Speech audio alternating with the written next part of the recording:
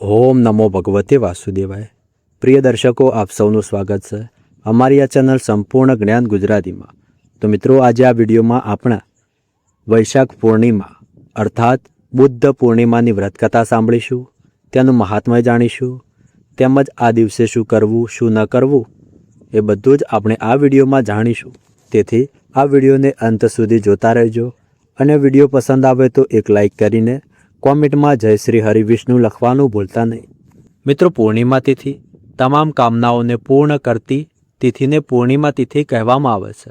શાસ્ત્રોમાં કહેવામાં આવ્યું છે કે પૂર્ણિમા તિથિ પર ભગવાન શ્રી લક્ષ્મીનારાયણની આરાધના કરવાથી તમામ પ્રકારના કાયિક, વાચિક અને માનસિક પાપ કર્મોથી મુક્તિ મળી જાય છે, તમામ પ્રકારની કામનાઓ પૂર્ણ થાય છે અને આ દિવસે ભગવાન શ્રી સત્યનારાયણની આરાધનાથી પિતૃઓની કૃપા આપણને પ્રાપ્ત થાય છે।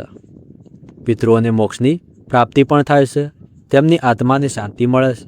તો તેથી દરેક માસની પૂર્ણિમા તિથિ ખૂબ જ મહત્વપૂર્ણ હોય છે। જો તમે વ્રત કરો છો તો અત્યંત શ્રેષ્ઠ છે। માનો કે પૂર્ણિમાનું વ્રત તમે નથી કરી શકતા તો પણ તમારે પૂર્ણિમા તિથિના દિવસે વિધિ વિધાનથી ભગવાન શ્રી હરિવિષ્ણુની પૂજા કરવી જોઈએ। સત્યનારાયણ ભગવાનની પૂજા કરવી જોઈએ। ભગવાન ભોળાનાથનો જળ અભિષેક કરવો જોઈએ, દૂધથી અભિષેક કરવો જોઈએ અને ભગવતી જગદંબા દુર્ગાજીની પણ આરાધના કરવી જોઈએ। ઉપરાંત ભગવાન ચંદ્રદેવની જે પૂજા થાય છે સાંજના સમયે, જેમાં આપણે ચંદ્રમાને અર્ધ્ય આપીએ છીએ, તો તે અત્યંત આવશ્યક છે। તો વ્રત કર્યા વગર પણ તમે આ બધા કાર્ય કરી શકો છો। 1 મે 2026 શુક્રવારના દિવસે વૈશાખ માસની પૂર્ણિમાનું વ્રત આપણે ધારણ કરવાનું છે। એક જ દિવસની પૂર્ણિમા છે તો સ્નાન, દાન, વ્રત વગેરે બધા કાર્ય 1 મે 2026 શુક્રવારના દિવસે જ કરવામાં આવશે। જો તમે કોઈ પણ પ્રકારનો નિયમ પાલન કરી રહ્યા છો વૈશાખ માસમાં, જેમ કે સ્નાન કરો છો, દાન આપી રહ્યા છો, વ્રત ધારણ કરો છો અથવા દીપદાનનો નિયમ લીધો છે, એટલે કોઈ પણ નિયમ પાલન જો તમે કરી રહ્યા છો તો તેનું ઉદ્યાપન તમે 1 મે 2026 એટલે કે શુક્રવારના દિવસે કરવામાં આવશે। પૂર્ણિમા તિથિના દિવસે બ્રહ્મ મુહૂર્તમાં સ્નાન કર્યા પછી દાન જરૂર કરવું જોઈએ। દાન કઈ વસ્તુનો તમે કરી શકો છો? તો જુઓ, ચંદ્ર સાથે જોડાયેલી જે વસ્તુઓ હોય છે તેનું દાન કરવામાં આવે છે, જેમ કે સફેદ વસ્તુઓ, ચોખા, ખાંડ, દૂધ, સફેદ કપડાં, મોતી, ચાંદી, આ વસ્તુનું તમે દાન કરી શકો છો। વૈશાખ માસની પૂર્ણિમાના દિવસે સ્નાન અને દાનથી જે પુણ્ય મળે છે તેનાથી આપણા જીવનમાં સફળતા મળે છે। સુખ સમૃદ્ધિની ઈચ્છા હોય તો પૂર્ણ થાય છે, અથવા તમે જે પણ ઈચ્છાથી દાન કરો છો તમારી તે ઈચ્છા પૂર્ણ થાય છે। ચંદ્ર સાથે જોડાયેલું કોઈ દોષ હોય તો તે પણ દૂર થઈ જાય છે। પૂર્ણિમાના દિવસે ભગવાન સત્યનારાયણની કથા જરૂર કરવી જોઈએ। તમે કોઈ બ્રાહ્મણને ઘરે બોલાવીને કરાવી શકો છો, અને જો એવું શક્ય ન હોય કે બ્રાહ્મણને ઘરે બોલાવવું શક્ય ન હોય તો પોતે પણ કરી શકો છો। ભગવાન લક્ષ્મીનારાયણ અને ભગવાન સત્યનારાયણની પૂજા આરાધના વિધિપૂર્વક કરી લો। તેના પછી ત્યાં જ બેસીને ભગવાન સત્યનારાયણની જે કથાનું પુસ્તક હોય તેનું પાઠ કરી લો, અથવા તમે ઈચ્છો તો પૂજા સ્થળ પર બેઠા બેઠા પણ કથા મોબાઈલથી સાંભળી શકો છો। સારું, સત્યનારાયણ ભગવાનની જે કથા હોય છે તે તમને અમારી ચેનલ પર પણ સાંભળવા મળશે, તો તમે લોકો અહીંથી પણ સાંભળી શકો છો। વૈશાખ માસની પૂર્ણિમાએ તમારા ઘરની આસપાસ કોઈ પીપળનું વૃક્ષ હોય તો ત્યાં દૂધ જરૂર અર્પણ કરવું જોઈએ। કાચું દૂધ એક વાસણમાં રાખીને પાણીથી ભરી લો। તે વાસણને મધ અને ખાંડ નાખીને અને ફૂલ નાખીને તમે કોઈ પીપળના વૃક્ષ નીચે અર્પણ કરો છો। પીપળને મૂળમાં અર્પણ કરો છો તો વાસ્તુ દોષ હોય, ગ્રહ દોષ હોય, પિતૃદોષ હોય, તમામ પ્રકારના દોષોમાંથી તમને મુક્તિ મળી જાય છે। પૂર્ણિમાના દિવસે લક્ષ્મીનારાયણ પીપળાના વૃક્ષમાં વાસ કરે છે, તો જ્યારે આપણે પૂર્ણિમાએ લક્ષ્મીનારાયણની આરાધના કરીએ છીએ, પીપળના વૃક્ષની પૂજા કરીએ છીએ, તો ઘરમાં સુખ સમૃદ્ધિનો વાસ થાય છે, સ્થિર લક્ષ્મીનો વાસ થાય છે, ઘરમાં વૃદ્ધિ આવે છે, સંપત્તિ આવે છે। તો જરૂરી છે વૈશાખ પૂર્ણિમા હોય કે કોઈ પણ પૂર્ણિમા હોય, જો તે રવિવારના દિવસે ન પડે તો તમે જઈને પીપળના વૃક્ષને પાણી જરૂર અર્પણ કરવું જોઈએ। ધૂપ, દીપ, અક્ષત, ફૂલ અર્પણ કરીને વિધિ વિધાનથી પૂજા કરીને થોડું ભોગમાં મીઠાઈ જરૂર અર્પણ કરી દેવું। આ ઉપરાંત પૂર્ણિમાએ તમારે શિવલિંગનો અભિષેક જરૂર પાણીથી અથવા પંચામૃત અથવા દૂધથી જરૂર કરવા જોઈએ। ચંદ્રને અર્ધ્ય બધાએ આપવો જોઈએ। તો મિત્રો, હવે આપણે વૈશાખ પૂર્ણિમાની એક પૌરાણિક કથાનું શ્રવણ કરીશું। તે પહેલાં જો મિત્રો, તમે ચાહો છો કે આ કથા સાંભળવાનું સંપૂર્ણ ફળ તમને પ્રાપ્ત થાય, તમારી બધી જ મનોકામનાઓ ભગવાન પૂર્ણ કરે, તો આ વિડીયોને ફક્ત એક લાઈક કરી લેજો અને કોમેન્ટમાં જય શ્રી હરિ વિષ્ણુ અથવા હર હર મહાદેવ લખી દેજો. દ્વાપર યુગની એક ઘટના છે. એક વખત યશોદાજીએ શ્રી કૃષ્ણને કહ્યું કે કૃષ્ણ, તમે સમગ્ર જગતના સર્જનહાર, પાલનહાર અને સહારક છો. આજે તમે મને એવું કોઈ વ્રત કહો કે જેને કરવાથી મૃત્યુલોકમાં સ્ત્રીઓને વિધવા થવાનો ભય ન રહે અને આ વ્રત બધા મનુષ્યોની મનોકામનાઓ પૂર્ણ કરે. ત્યારે શ્રી કૃષ્ણ બોલ્યા કે હે મૈયા, તમે બહુ ઉત્તમ પ્રશ્ન કર્યો છે. હું તમને એ જ વ્રત વિસ્તૃત રીતે કહું છું. સૌભાગ્યની પ્રાપ્તિ માટે સ્ત્રીઓએ 32 પૂર્ણિમાનું વ્રત કરવું જોઈએ. આ વ્રત કરવાથી સ્ત્રીઓને સૌભાગ્ય અને સંપત્તિ મળે છે. આ વ્રત અચળ સૌભાગ્ય આપનારું છે અને ભગવાન શિવ પ્રત્યે મનુષ્યની ભક્તિ વધારનારું છે. ત્યારે યશોદાજીએ પૂછ્યું કે હે કૃષ્ણ, સૌથી પહેલાં આ વ્રત મૃત્યુલોકમાં કોણે કર્યું હતું તે પણ મને વિગતે કહો. ત્યારે શ્રી કૃષ્ણ બોલ્યા કે હે મૈયા, આ ભૂમંડળ પર અત્યંત પ્રસિદ્ધ રાજા ચંદ્રહાસ દ્વારા પાલિત અનેક પ્રકારના રત્નોથી ભરપૂર કાંતિ નામની એક નગરી હતી. ત્યાં ધનેશ્વર નામનો એક બ્રાહ્મણ રહેતો હતો અને તેની પત્ની અતિ સુશીલ અને રૂપવતી હતી. બંને તે નગરીમાં બહુ પ્રેમથી રહેતા હતા. ઘરમાં ધન ધાન્યની કોઈ કમી ન હતી, પરંતુ એક મોટું દુઃખ હતું કે તેમને કોઈ સંતાન ન હતું. આ કારણે તેઓ ખૂબ દુઃખી રહેતા. એક વખત એક મોટો તપસ્વી યોગી તે નગરમાં આવ્યો. તે યોગી તે બ્રાહ્મણના ઘર સિવાય બધા ઘરોમાંથી ભિક્ષા લઈ ભોજન કરતો. એક દિવસ તે યોગી રૂપવતી પાસેથી ભિક્ષા લીધા વિના બીજા ઘરેથી ભિક્ષા લઈને ગંગા કિનારે જઈ પ્રેમપૂર્વક ભોજન કરી રહ્યો હતો. ત્યારે ધનેશ્વર આ બધું જોઈ લીધું. પોતાની ભિક્ષાનો અનાદર થયો છે એવું માની દુઃખી થઈ ધનેશ્વર યોગીને બોલ્યો કે મહાત્મા, તમે બધા ઘરોમાંથી ભિક્ષા લો છો, પરંતુ મારા ઘરની ભિક્ષા ક્યારેય નથી લેતા, તેનું કારણ શું છે? ત્યારે યોગીએ કહ્યું, નિસંતાનના ઘરની ભિક્ષા પતિતોના અન્ન જેવું હોય છે અને જે પતિતોનું અન્ન ખાય છે તે પણ પતિત બને છે. તમે નિસંતાન છો, તેથી પતિત થવાના ભયથી હું તમારા ઘરની ભિક્ષા લેતો નથી. આ સાંભળીને ધનેશ્વર અત્યંત દુઃખી થયો. હાથ જોડીને યોગીના ચરણોમાં પડી વિનમ્ર સ્વરે બોલ્યો કે હે મહાત્મા, જો આવું છે તો આપ જ મને પુત્ર પ્રાપ્તિનો કોઈ ઉપાય બતાવો. તમે સર્વજ્ઞાની છો, મારા પર કૃપા કરો. મારા ઘરમાં ધનની કોઈ કમી નથી, પરંતુ પુત્ર ન હોવાને કારણે હું બહુ દુઃખી છું. મારું આ દુઃખ દૂર કરો. આ સાંભળીને યોગીએ કહ્યું કે હે બ્રાહ્મણ, તું દેવી ચંડીની આરાધના કર. પછી ધનેશ્વરે ઘરે આવી પત્નીને આખી વાત કહી અને પોતે તપસ્યા કરવા માટે વનમાં ગયો. વનમાં જઈ તેણે દેવી ચંડીની ઉપાસના અને ઉપવાસ કર્યો.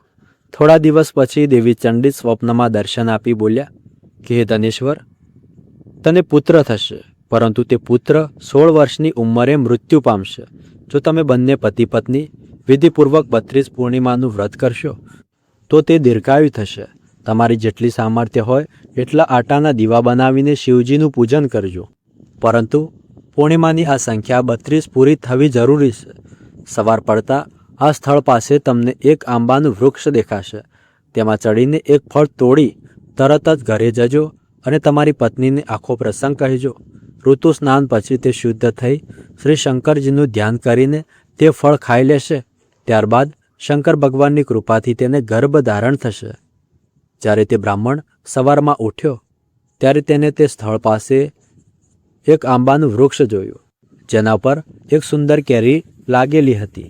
બ્રાહ્મણે તે વૃક્ષ પર ચડી ફળ તોડવાનો પ્રયત્ન કર્યો, પરંતુ ઘણી વખત પ્રયત્ન કરવા છતાં તે ચડી શક્યો નહીં. ત્યારે બ્રાહ્મણને ખૂબ ચિંતા થઈ અને તેણે વિઘ્ન વિનાશક શ્રી ગણેશજીની વંદના કરી કે હે દયનિધિ, ભક્તોના વિઘ્નો દૂર કરનારા, મંગલ કાર્ય સિદ્ધિ કરનારા, દુષ્ટોનો નાશ કરનારા અને રિદ્ધિ સિદ્ધિ આપનારા, આપ મારી ઉપર કૃપા કરો અને મને એટલું બળ આપો કે હું મારી મનની ઈચ્છા પૂર્ણ કરી શકું. આ રીતે સાચા મનથી ગણેશ ભગવાનની પ્રાર્થના કરતા ભગવાનની કૃપાથી તે વૃક્ષ ઉપર ચડી ગયો. ફળ તોડી ઘરે આવી પોતાની પત્નીને આપ્યું અને પત્નીએ પતિના કહેવા પ્રમાણે તે ફળ ખાઈ લીધું અને તે ગર્ભવતી બની. દેવી ચંડીની અપાર કૃપાથી તેને એક અતિ સુંદર પુત્ર થયો. તેનું નામ તેમણે દેવદાસ રાખ્યું. માતા પિતાના હર્ષ અને ચિંતા વચ્ચે તે બાળક શુક્લ પક્ષના ચંદ્રમા જેવો પોતાના પિતાના ઘરે ઉછારવા લાગ્યો. દેવીની કૃપાથી તે બાળક ખૂબ સુંદર, સુશીલ અને વિદ્યામાં નિપુણ બન્યો. દેવીની આજ્ઞા મુજબ તેની માતાએ 32 પૂર્ણિમાનું વ્રત શરૂ કર્યું, જેથી તેનો પુત્ર દીર્ઘાયુ થાય. 1.25 વર્ષ પૂરું થવા આવ્યું ત્યારે દેવદાસના માતા પિતાને ભારે ચિંતા થઈ કે ક્યાંક આ વર્ષે તેમના પુત્રનું મૃત્યુ ન થઈ જાય. તેથી તેમણે વિચાર કર્યો કે જો આવું દુઃખ તેમની સામે આવ્યું તો તેઓ કેવી રીતે સહન કરશે. તેથી તેમણે દેવદાસના મામાને બોલાવીને કહ્યું કે અમારી ઈચ્છા છે કે દેવદાસ 1 વર્ષ કાશી જઈ વિદ્યા અભ્યાસ કરે અને તમે ત્યાં તેને ક્યારેય એકલો મૂકતા નહીં, સાથે જશો અને 1 વર્ષ પછી તેને પાછો લાવજો. બધો પ્રબંધ કરીને માતા પિતાએ દેવદાસને ઘોડા ઉપર બેસાડ્યો અને મામાને સાથે કર્યો. પરંતુ બાળકની અલ્પાયુની વાત બાળકે મામાને કહી નહીં. ધનેશ્વરે પોતાની પત્ની સાથે મળીને પુત્રની મંગલ કામના અને દીર્ઘાયુ માટે દેવી ભગવતીની આરાધના અને પૂર્ણિમાનું વ્રત શરૂ કર્યું અને આ રીતે નિયમિત 32 પૂર્ણિમાનું વ્રત પૂર્ણ કર્યું. થોડો સમય ગયા પછી એક દિવસ મામા અને ભાણેજ માર્ગમાં રાત્રિ વિતાવવા માટે એક ગામમાં રોકાયા.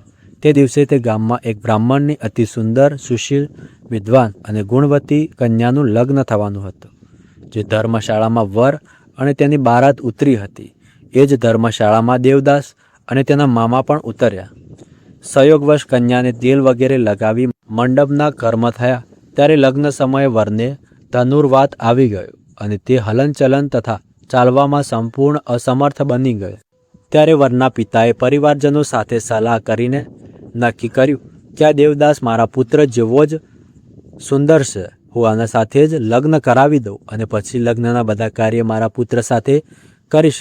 આવું વિચારી વરના પિતા દેવદાસના મામા પાસે જઈ બોલ્યા કે થોડા સમય માટે તમારો ભાણેજ અમને આપો, જેથી લગ્નનું લગ્ન સારી રીતે થઈ શકે.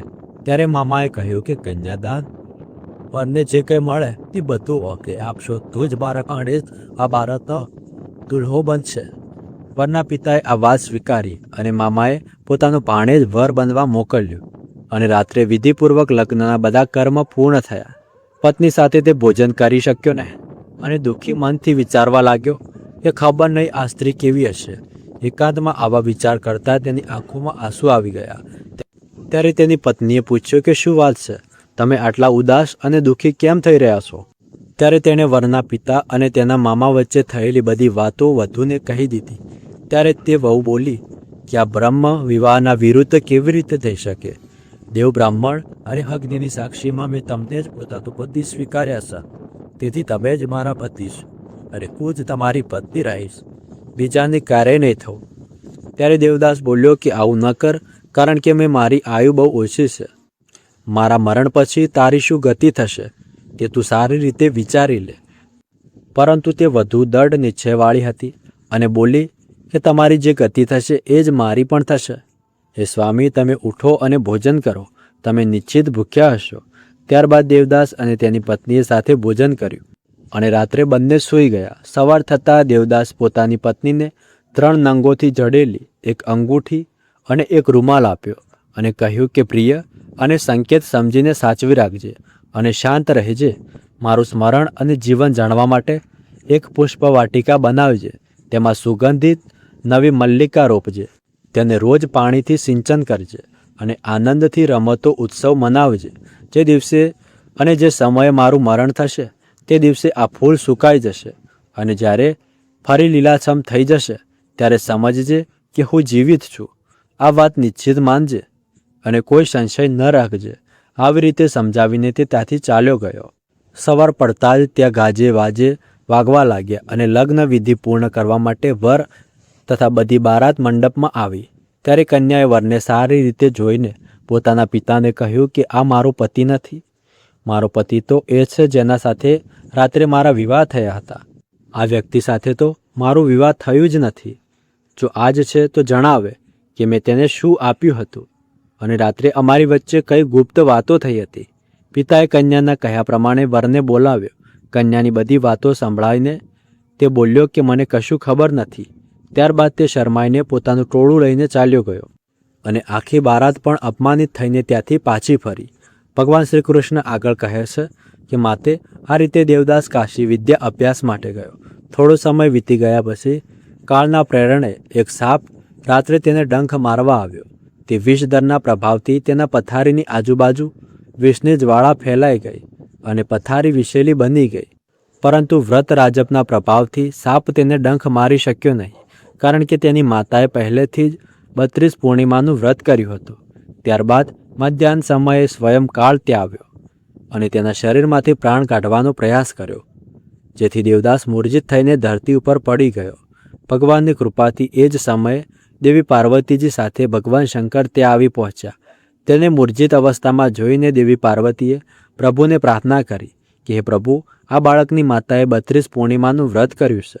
તેના પ્રભાવથી હે ભગવાન, હવે તમે તેને પ્રાણદાન આપો. દેવીના વચનથી ભક્ત વત્સલ ભગવાને તેને પ્રાણદાન આપ્યું અને આ વ્રતના પ્રભાવથી કાળને પણ પાછા હટવું પડ્યું. દેવદાસ સ્વચ્છ થઈને બેઠો. બીજી તરફ તેની પત્ની તેના કાળની રાહ જોઈ રહી હતી. એક દિવસ તેણે જોયું કે પુષ્પ વાટિકામાં પાન અને ફૂલ કશું જ નથી, બધું સુકાઈને નષ્ટ થઈ ગયું છે. તેને ખૂબ આશ્ચર્ય થયું, પરંતુ થોડા ક્ષણોમાં જ તે વાટિકા ફરી પહેલાં જેવી લીલીછમ થઈ ગઈ. ત્યારે તેને સમજાયું કે તેનો પતિ પુનર્જીવિત થઈ ગયો છે. આ જોઈને તે ખૂબ પ્રસન્ન થઈ અને પોતાના પિતાને કહી કે પિતાજી, મારા પતિ હજી જીવિત છે, તમે તેમને શોધો. 1.25 વર્ષ વીતી ગયા. પછી દેવદાસ પણ પોતાના મામા સાથે કાશીથી ઘરે આવવા નીકળ્યો. અહીં તેના સસરા તેને શોધવા માટે ઘરેથી નીકળવા જ રહ્યા કે એ બંને મામા ભાણેજ ત્યાં આવી પહોંચ્યા. તેને જોઈને સસરા ખૂબ ખુશ થયા અને તેને ઘરે લઈ ગયા. તે સમયે નગરના લોકો પણ ભેગા થયા અને બધાએ નક્કી કર્યું કે ખરેખર આ કન્યાનો વિવાહ આ બાળક સાથે જ થયો હતો. કન્યાએ દેવદાસને જોયો ત્યારે ઓળખી ગઈ અને બોલી કે આ જ છે તે જે સંકેત આપી ગયા હતા. ત્યારબાદ બધા બોલ્યા કે સારું થયું કે આ આવી ગયો અને આખા નગરજનોએ આનંદ ઉત્સવ મનાવ્યો. થોડા દિવસ પછી દેવદાસ પોતાની પત્ની અને મામા સાથે સસરાના ઘરેથી ઘણા ઉપહાર લઈને પોતાના ઘરે જવા નીકળ્યો. જ્યારે તે પોતાના નગર નજીક પહોંચ્યો ત્યારે ઘણા લોકોએ તેને જોઈને પહેલાં જ તેની માતા પિતાને જાણ કરી કે તમારો પુત્ર દેવદાસ પોતાની પત્ની અને મામા સાથે આવી રહ્યો છે. આ સાંભળીને પહેલાં તો તેમને વિશ્વાસ ન આવ્યો, પરંતુ અન્ય લોકોએ પણ વાત સાચી કહી.